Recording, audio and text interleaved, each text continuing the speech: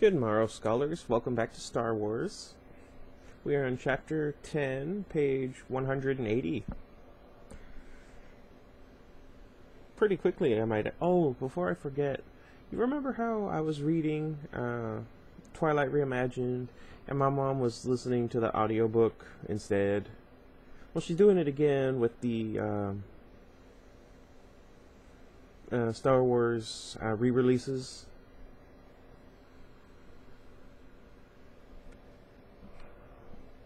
Lined with power cables and circuitry conduits that rose from the depths and vanished into the heavens, the service trench appeared to be hundreds of kilometers deep. The narrow catwalk running around one side looked like a starched thread glued on a glowing ocean. It was barely wide enough for one man to traverse. One man edged his way along the treacherous walkway now, his gaze intent on something ahead of him instead of the awesome metal abyss below. The clacking sounds of enormous switching devices resounded like captive leviathans in the vast open space, tireless and never sleeping. That's kind of a disturbing image. Two thick cables joined beneath an overlay panel. It was locked, but after careful inspection of sides, top, and bottom, Ben Kenobi pressed the panel cover in a particular fashion, causing it to spring aside. A blinking computer terminal was revealed beneath. With equal care, he performed several adjustments to the terminal. His actions were rewarded when several indicator lights on the board changed from red to blue. Without warning, a secondary door close behind him opened. Hurriedly reclosing the panel cover, the old man slipped deeper into the shadows. A detachment of troopers had appeared in the portal, and the officer in charge moved to within a couple of meters of the motionless hidden figure. "Secure this area until the alert has been cancelled." As they began to disperse, Ben Kenobi became one with the dark. Chewbacca grunted and wheezed and barely succeeded in forcing his thick torso through the hatchway opening with Luke's and Solo's help. That accomplished, Luke turned to take the stock of their surroundings. The hallway they had emerged into showed dust on the floor. It gave the impression of not having been used since the station had been built. Probably it was only a repair access corridor. He had no idea where they were. Something hit the wall behind them with a massive thunk, and Luke yelled for everyone to watch out as a long gelatinous limb worked its way through the hatch and flailed hopefully about in the open corridor. Solo aimed his pistol at it as Leia tried to slip past the half-paralyzed Chewbacca. "Somebody get this big, hairy walking carpet out of my way." Suddenly she noticed what Solo was preparing to do. "No, wait, it'll be heard." Solo ignored her and fired at the hatchway. The burst of energy was rewarded with a distant roar as an avalanche of weakened wall and beaming all but buried the creature in the chamber beyond.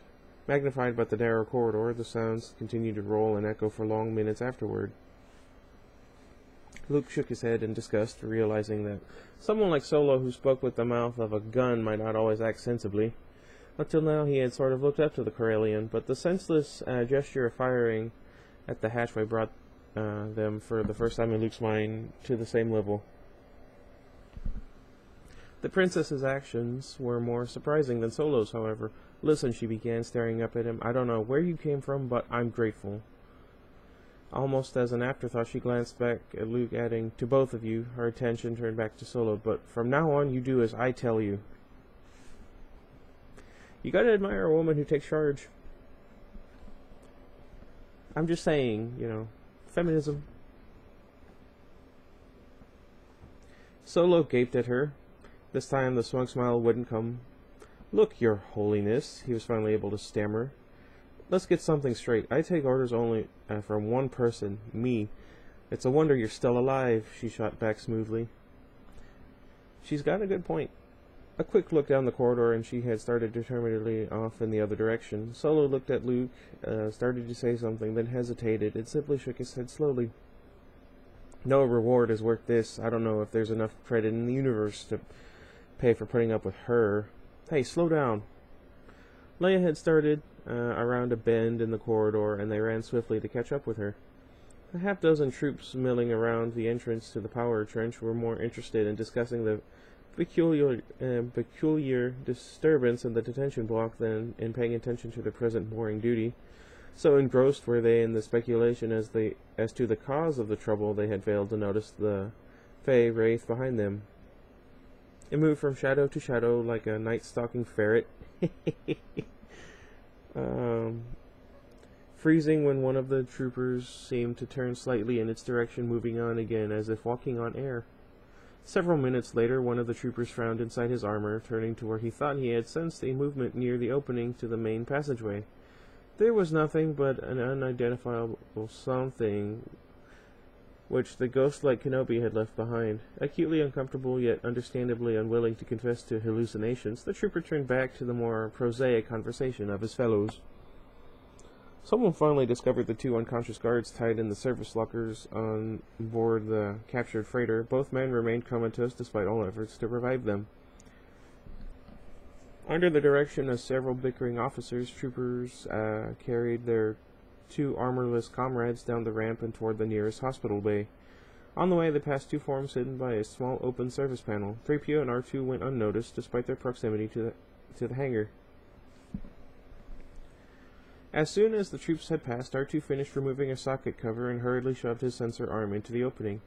Lights commenced, a wild flashing on his face, and smoke started issuing from several seams in the small droid before a frantic 3PO could pull the arm free. Immediately the smoke vanished, the undisciplined blinking faded to normalcy. R2 emitted a few wilted beeps, successfully giving the impression of a human who had expected a glass of mild wine and instead unwittingly downed several gulps of something 180 proof. I don't know what that means. Well, the next time you watch where you stick your sensors. Oh, jeez.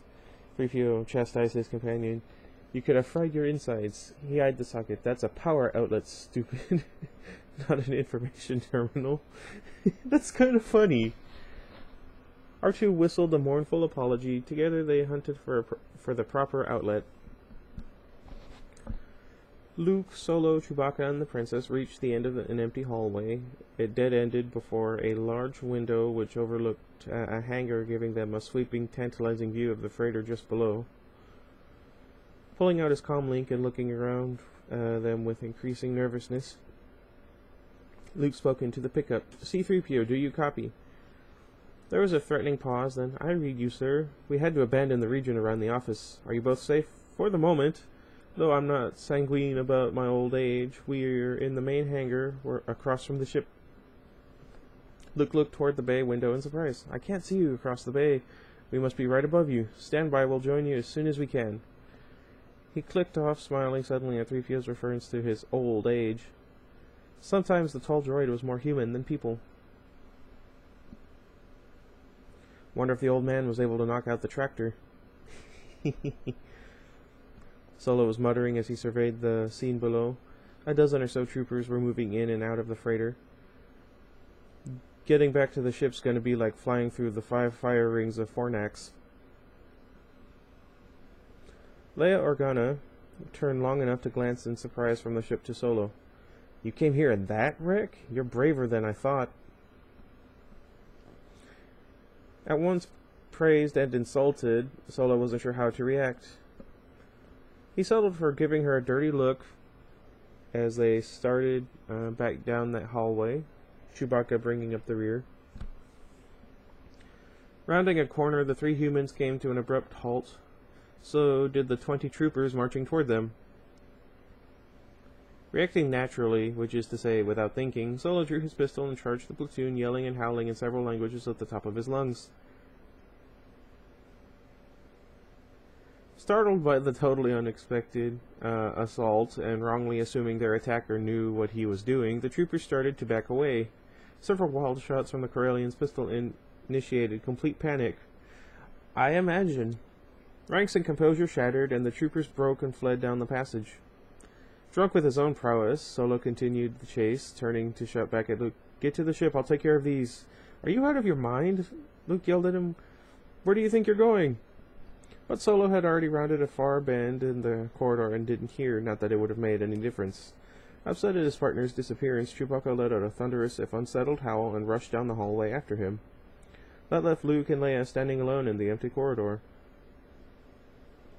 "Maybe I was too hard on your friend," she confessed reluctantly. "He certainly is courageous. He certainly is an idiot." A furious Luke countered tightly. "I don't know what good it'll do us if he gets himself killed." Muted alarms suddenly sounded from the bay below and behind them. "That's done it," Luke growled disgustedly. "Let's go." Together they started off in search of a way down to the hangar deck level. Solo continued his route of all opposition, running at top speed down the long hallway, yelling and brandishing his pistol. Occasionally he got off a shot whose effect was more valuable psychologically than tactically. Half the troops had already scattered down various sub-passages and corridors. The 10 troopers he continued to harry still raced headlong away from him, returning his fire only indifferently. Then they came up against a dead end, which forced them to turn and confront their opponents. Seeing that the 10 had halted, Solo likewise slowed. Gradually he came to a complete stop. The Corellian and Imperials regarded one another silently. Several of the troopers were staring, not at Han, but past him. It suddenly occurred to Solo that he was very much alone, and the same thought was beginning to seep into the minds of the guards he was confronting. Embarrassment gave way rapidly to anger. Rifles and pistols started to come up. Solo took a step backward, fired one shot, then turned and ran like, yeah. Chewbacca heard the whistle and crump of energy weapons firing as he lumbered lightly down the corridor. There was something odd about them, though. They sounded as if they were coming closer instead of moving away. He was debating on what to do when Solo came tearing around a corner and nearly ran him down. Seeing 10 troopers in pursuit, the Wookiee decided to reserve his questions for a less confused moment. He turned and followed Solo back up the hallway. Luke grabbed the princess and pulled her back into a recess.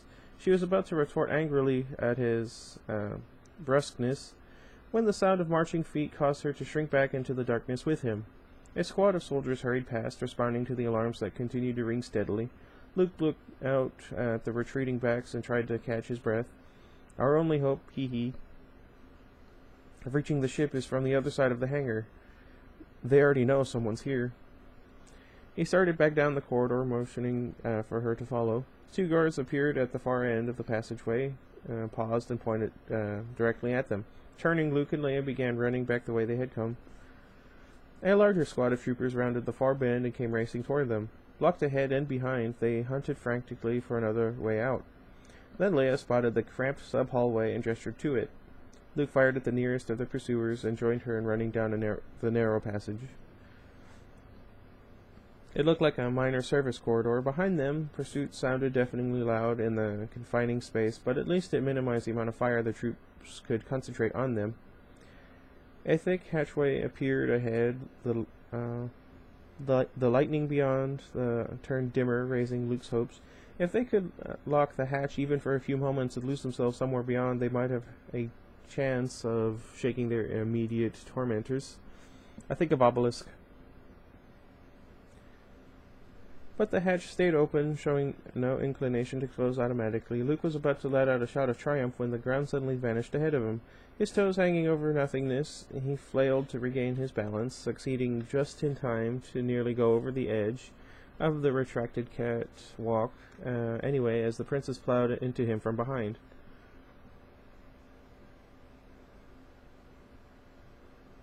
The catwalk had been reduced to a stub protruding into empty air.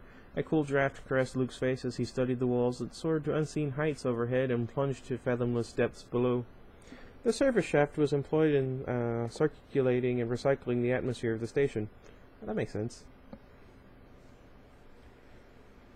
At the moment, Luke was too frightened and concerned to be angry with the princess for nearly sending him over the edge. Besides, other dangers competed for his attention. A burst of energy exploded above their heads, sending several slivers flying. "I think we made a wrong turn," he murmured. "Dang it!" Firing back at the advancing troops and illuminating the narrow corridor behind them with destruction. An open hatchway showed on the other side of the chasm. Or do you say chasm? It might as well have been a light year away. Hunting along the rim of the doorway, Leia located a switch and hit it quickly. The hatch door behind them slid shut with a resounding boom. At least that cut off fire from the rapidly nearing soldiers. I could have just said troopers. You guys would have never known. If the remaining section were to unexpectedly withdraw into the wall, they would see more of the battle station's interior than either wished. Gesturing for the princess to move aside as much as possible, Luke shielded his eyes and aimed the pistol at the hatch controls. A brief burst of energy melted them flush with the wall, ensuring that no one could open it easily from the other side. Then he turned his attention to the vast cavity blocking their path to the opposite portal. It beckoned invitingly, a small yellow rectangle of freedom. Only the soft rush of air from below sounded until Luke commented, "This is a shield-rated door, but it won't hold them back for very long." "We've got to get across there somehow," Leia agreed, once more examining the metal bordering the sealed doorway. "Find the controls for extending the bridge." Some desperate searching produced nothing, while an ominous pounding and hissing sounded from behind the frozen door. A small spot of white appeared in the center of the metal and began to spread and smoke. "They're coming through," Luke groaned. The princess turned carefully to stare across the gap. "This must be a single-unit bridge with the controls only on the other side." "Sure. Let's go with that." Why am I so itchy? Are you guys getting itchy? Okay.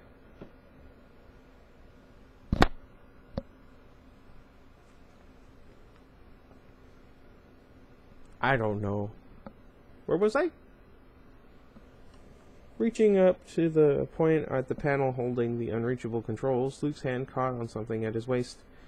A frustrated glance downward revealed the cause, and engendered a bit of practical insanity. The cable, coiled tightly in small loops, was thin and fragile seeming, but it was a general military issue line and would have supported Chewbacca's weight easily. It certainly ought to hold Leia and himself. Pulling the cable free of his waist catch, I notice he doesn't use this ever again. Or at least not that I can think of. I'm going to watch all the movies today and tomorrow.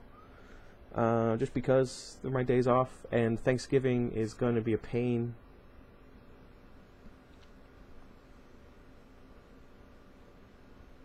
Where was I? He gauged its length, and matching it against the width of the abyss. This should span the distance with plenty to spare. "What now?" the princess inquired curiously. Luke didn't reply. Instead, he removed a small but heavy power unit from the utility belt of his armor and tied one end of the cable around it. Making sure the wrapping was secure, he stepped as close to the edge of their uncertain perch as he dared. Whirling the weighted end of the cord in increasing circles, he let it arc across the gorge. It struck an outcropping of cylindrical conduits on the other side and fell downward. With forced patience, he pulled the loose line back in, then recoiled it for another try. Once again, the weighted end orbited in ever greater circles, and again he flung it across the gap. He could feel the rising heat behind him as he let it go, heat from the melting metal doorway. This time, the heavy end looped around an outcropping of pipes above, wrapped itself several times around, and slipped battery end down into a crack between them. Leaning backward, he tugged and pulled on the cable, pulling on it at the same time as he tried to rest all his weight on it. The cable showed no sign of parting. Wrapping the other end of the line several times around his waist and right arm, he reached out and pulled the princess close to him with the other. The hatch door behind them was now a molten white, and liquid metal was running steadily from its borders. Something warm and pleasant touched Luke's lips, alerting every nerve in his body. He looked down in shock at the princess, his mouth still tingling from the kiss. "What?" "Never mind." "Just for luck," she murmured. "Dang it, murmur! I swear, by the end of this, I'm going to have a heart murmur. That's not a joke. My dad had one.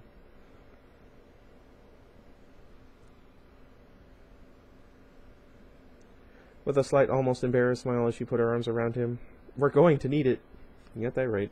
"What?" Gripping the thin cable as tightly as possible with his left hand, Luke put his right over it, took a deep breath, and jumped out into the air. If he had miscalculated the degree of the arc in their swing, they would miss the open hatch and slam into the metal wall to either side or below it. If that happened, he doubted he could maintain his grip on the rope. The heart-halting transit was accomplished in less time than he thought. In a moment, Luke was on the other side, scrambling on his knees to make sure they didn't fall back into the pit. Leia released her hold on him with admirable timing. She rolled forward and into the open hatchway, climbed gracefully to her feet as Luke fought to untangle himself from the cable. A distant whine became a loud hiss and then a groan as the hatch door on the other side gave way. It collapsed inward and tumbled into the depths. If it touched bottom, Luke didn't hear it. A few bolts struck the wall nearby. Luke turned his own weapon on the unsuccessful troopers and returned the fire even as Leia was pulling him into the passageway behind. Once clear of the door, he hit the activating switch.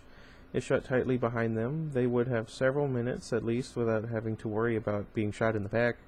On the other hand, Luke didn't have the slightest idea where they were, and he found himself wondering what had happened to Han and Chewbacca. I'm more concerned about Chewbacca. Solo and his Wookiee partner had succeeded in shaking a portion of their pursuers, but it seemed that whenever they slipped free of several soldiers, more appeared to take their place. No question about it. The word was out on them. Ahead, a series of shield doors was beginning to close. Hurry, Chewie! Solo urged. You can see why I was a little disappointed that Chewie wasn't... Never mind. Chewbacca grunted once, breathing like an overused engine. I also do this. Despite his immense strength, the Wookiee was not built for long-distance sprinting. I also have this problem. Only his enormous stride had enabled him to keep pace with the lithe Corellian. Chewbacca left a couple of hairs in one of the doors, but both slipped inside just before the 5 layers slammed shut. That ought to hold them for a while. Solo crowed with delight. Crowed, rather. I don't know. You be the judge. The Wookiee growled something at him, but his partner fairly fluoresced with confidence. Of course I can find the ship from here. Corellians can't get lost. There came another growl, slightly accusing this time. Solo shrugged. Doesn't count. He wasn't a Corellian. Besides, I was drunk. What? Ben Kenobi ducked into the shadows of a narrow passageway, seeming to become a part of the metal itself as a large cluster of troopers hurried past him. Pausing to make certain they had all passed, he checked the corridor ahead and started before starting down it, but he failed to see the dark silhouette which eclipsed the light far behind him. I look like a really overweight Glenn when I have my mouth closed. I'm fat. Kenobi had avoided one patrol after another, slowly working his way back toward the docking bay, holding the freighter. Just another 2 turns and he should be at the hangar. What he would do then would be determined by how inconspicuous his charges had been. They had one job. That young Luke, the adventurous Corellian and his partner, and the 2 robots had been involved in something other than quiet napping, he already suspected from the amount of activity he had observed while making his way back from the power trench. Surely all those troops hadn't been out hunting just for him. You never know. But something else was troubling them, judging from the references he had overheard concerning a certain important prisoner now escaped. That discovery had puzzled him, until he considered the restless natures of both Luke and Han Solo. Undoubtedly they were involved in some fashion. Ben sensed something directly ahead and slowed cautiously. It had a most familiar feel to it, a half-remembered mental odor he could not quite place. Then the figure stepped out in front of him, blocking his entry into the hangar not 5 meters away. The outline and size of the figure completed the momentary puzzle. It was the maturity of the mind he had sensed that had temporarily confused him. His hand moved naturally to the hilt of his deactivated saber. "I've been waiting a long time, Obi-Wan Kenobi," Darth Vader intoned solemnly. "We meet again at last. The circle has been completed." Kenobi sensed satisfaction beneath the hideous mask. The presence I sensed earlier could only have been you. Kenobi regarded the great form blocking his retreat and nodded slowly. He gave the impression of being more curious than impressed. You still have much to learn. You were once my teacher, Vader admitted, and I learned much from you, but the time of learning has long passed, and I am the master now. Again, I'm not trying to do voices of the movies. Never mind. I'm sure if I had time to practice, I could. The logic that had constituted the missing link in his brilliant pupil remained as absent as before. There would be no reasoning here, Kenobi knew. Igniting his saber, he assumed the pose of a warrior, ready, a movement accomplished with the ease and elegance of a dancer. Rather roughly, Vader imitated the movement. Several minutes followed without motion as the two men remained staring at each other, as if waiting for some proper, as yet unspoken signal. Kenobi blinked once, shook his head, and tried to clear his eyes, which had begun to water slightly. Sweat beaded up from his forehead, and his eyelids fluttered again.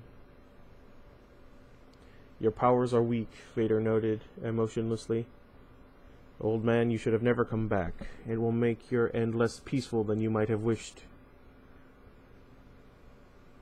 You sense only a part of the Force, Darth, Kenobi murmured. Dang it! But the assurance of one whom death is merely another sensation, like sleeping or or touching a candle, that hurts. As always, you perceive its reality as little as a utensil perceives the taste of food. Ouch. That should have been in the movie. Executing the move of incredible swiftness for one so old, or a move, Kenobi lunged at the massive shape. Vader blocked the stab with equal speed, riposting with a counter-slash that Kenobi barely parried. Or do you say parried? Parried the platypus? Another parry. And Kenobi countered again, using his opportunity to move around the towering Dark Lord. They continued to trade blows, with the old man now backing toward the hangar. Once his saber and Vader's locked, the interaction of the two energy fields producing a violent sparking and flashing. A low buzzing sound rose from the straining power units as each saber sought to override the other. 3PO peeked around the entrance to the docking bay, worriedly counting the number of troopers milling around the deserted freighter. Where could they be? Oh. He ducked back out of sight just as one of the guards glanced in his direction. A second, more cautious appraisal was more rewarding. It revealed Han Solo and Chewbacca hugging the wall of another tunnel on the far side of the bay. Solo also was nonplussed at the number of guards. He muttered, "Didn't we just leave this party?" Chewbacca grunted, and both turned only to relax and lower their weapons at the sight of Luke and the princess. "What kept you?" Solo quipped mirthlessly. "We ran into," Leia explained, panting heavily, "some old friends." Luke was staring at the freighter. Is the ship still alright? Seems okay, was Solo's analysis. It doesn't look like they've removed anything or disturbed her engines. The problem's going to be getting into it. Leia suddenly pointed to one of the opposite tunnels. Look! Illuminated by the flare from the contracting energy fields, Ben Kenobi and Darth Vader were backing toward the bay. The fight attracted some attention of others beside the Senator. Every one of the guards moved in for a better view of the Olympian conflict. Honestly, I would also stand by and watch. Now's our chance, Solo observed, starting forward. All 7 of the troopers guarding the ship broke and rushed toward the combatants, going to the Dark Lord's aid.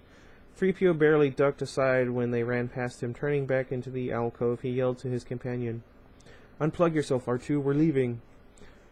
As soon as the R2 unit slipped his sensor arm free of the socket, the 2 droids began to slowly edge out into the open bay.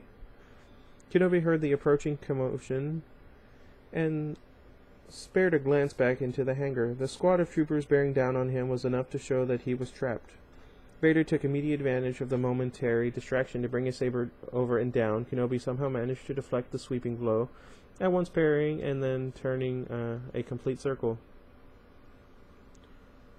You still have your skill, but your power fades. Prepare to meet the Force, Obi-Wan. Kenobi gauged the shrinking distance between the oncoming troops and himself, then turned a pitying gaze on Vader. "This is a fight you cannot win, Darth. Your power has matured since I taught you, but I too have grown much since our parting.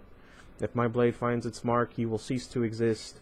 But if you cut me down, I will only become more powerful. Heed my words." Another thing that should have been in the movie.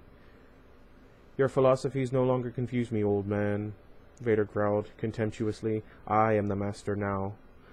Once again he lunged forward, feinting and then slashing in a deadly downward arc with the saber. It struck home, cutting the old man cleanly in half. There was a brief flash as Kenobi's cloak fluttered to the deck in two neat sections. But Ben Kenobi was not in it. Wary of some tricks, Vader poked at the empty cloak sections with the saber. There was no sign of the old man. He had vanished as though he had never existed. The guards slowed their approach and joined Vader in examining the place where Kenobi had stood seconds before. Several of them muttered, and even the awesome presence of the Sith Lord couldn't keep a few of them from feeling a little afraid. Once the guards had turned and dashed for the far tunnel, Solo and the others started for the starship until Luke saw Kenobi cut in two. Instantly he shifted direction and was moving toward the guards. "Ben!" he screamed, firing wildly toward the troops. Solo cursed, but turned to fire in support of Luke. One of the energy bolts struck the safety release on the tunnel blast door. The emergency hold broke, and the heavy door fairly exploded downward. Both the guards and Vader leaped clear, the guards into the bay and Vader backward into the opposite side of the door. Solo had turned and started for the entrance to the ship, but he paused when he saw Luke running toward the guards. "It's too late," Leia yelled at him. "It's over." "No!" Luke shouted, half-sobbed. A familiar yet different voice rang in his ears. Ben's voice. "Luke, listen." "Navi," was all it said. Bewildered, Luke turned to hunt for the source of the admonition. He only saw Leia beckoning to him as she followed R2 and 3PO up the ramp. "Come on, there's no time." Hesitating, his mind was still on that imagined voice. Or was it imagined? A confused look. Luke took aim and felled several troopers before he too whirled and retreated into the freighter. That's sad. I died. I don't know. Okay. Let's see. I don't think I'll have a second video up for today, just cause I don't know. How you doing, Iggy? I'm gonna go ahead and feed him, get him some clean water, feed the turtles, all that good stuff. So yeah, like I said, I'm gonna watch all the Star Wars movies from start to finish, and let's see, about how long is that? Someone let me know down in the comments. Even though by the time you answer in the comments, I'll have already started watching them. Anywho, so maybe I'll make a video and I'll upload it later after I've watched a few of them, and we can discuss some things about the movies. It might be fun, you never know. It's kind of like what I had wanted to do with the Halloween horror movie every day of October thing that Miga ended up not doing, so I'm like, well, I don't know any horror movies, so what can I do? Anyway, that's enough rambling for today. Thank you guys for watching. Let me know if you guys are looking forward to starting The Empire Strikes Back. We're getting close. And hopefully my mom will show some support. And my brother, and my sister, and my other brother, and my other sister, and my cousins. And actually no one in my family watches my videos. Until next time, goodbye everybody.